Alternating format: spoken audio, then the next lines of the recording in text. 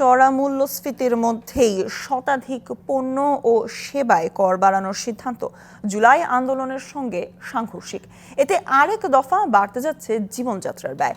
অর্থবছরের মাঝামাঝি সরকারের কর বাড়ানোর সিদ্ধান্তে ক্ষুব্ধ সাধারণ মানুষ ও ব্যবসায়ীরা। অর্থনীতি বিশ্লেষকরা বলছেন, পরোক্ষ কর বাড়ানোর এ সিদ্ধান্ত মধ্যবিত্তের ওপর চাপ বাড়াবে। তাদের মতে, করের আওতা বাড়ানোর পাশাপাশি প্রত্যক্ষ কর আহরণে সরকারের বেশি নজর দেওয়া দরকার ছিল।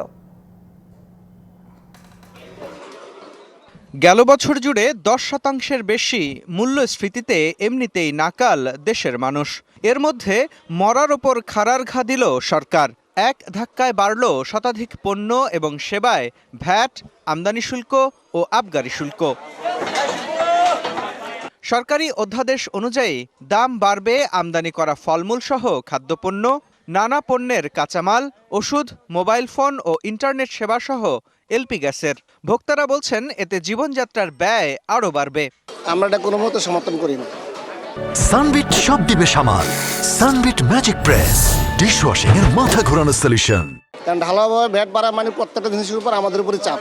চাউল আনতে গেছে, চাউলের দাম কেজি প্রতি 4-5 টাকা বেড়ে গেছে। সরকার তো কোনো কিছু নিয়ন্ত্রণ করতেছে না। এই যে করের বোঝাটা পরে করলেও পারতো, যখন যে সরকারে যায় তার চিন্তা ভাবনা তার মতো করে তৈরি করে।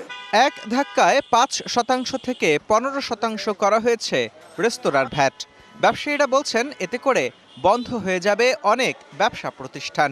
যে অর্থ উপদেষ্টা আছেন উনি ওনার পিছনের বক্তব্যগুলো আপনি দেখেন, আর উনি ক্ষমতায় গিয়ে কি বক্তব্যটা কি কাজ করছেন সেটা দেখেন, টোটালি উল্টো। বৈষম্য বিরোধী ছাত্র আন্দোলন কি এই কারণে তাদের আন্দোলন করেছিল কিনা? আমরা চেয়েছিলাম গণমানুষের সরকার হবে, মানুষের অ্যাটলিস্ট মানুষের দুঃখটা বুঝবে। এখন আইএমএফ চাপিয়ে দিলে দেখে আপনি আমাদের উপর চাপিয়ে দিবেন, এটা তো হতে পারে না।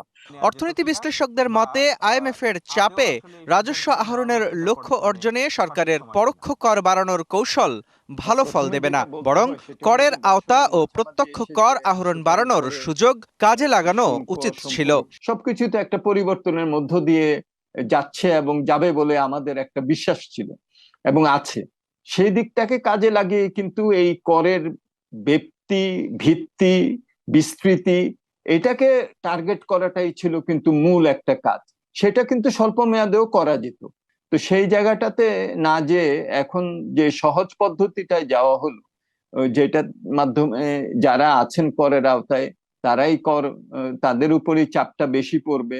কর বাড়ানোর নামে এমন চাপিয়ে দেওয়া সিদ্ধান্ত মূল্যস্ফীতিকে আরেক দফা উস্কে দেওয়ার পাশাপাশি সরকারের জনপ্রিয়তাকেও প্রশ্নবিদ্ধ করবে বলেও মনে করেন বিশ্লেষকরা। কিন্তু অন্তর্বর্তীকালীন সরকারের জন্য ইতিবাচক হবে না। মুস্তফা মাহবুব, ডিবিসি নিউজ, ঢাকা।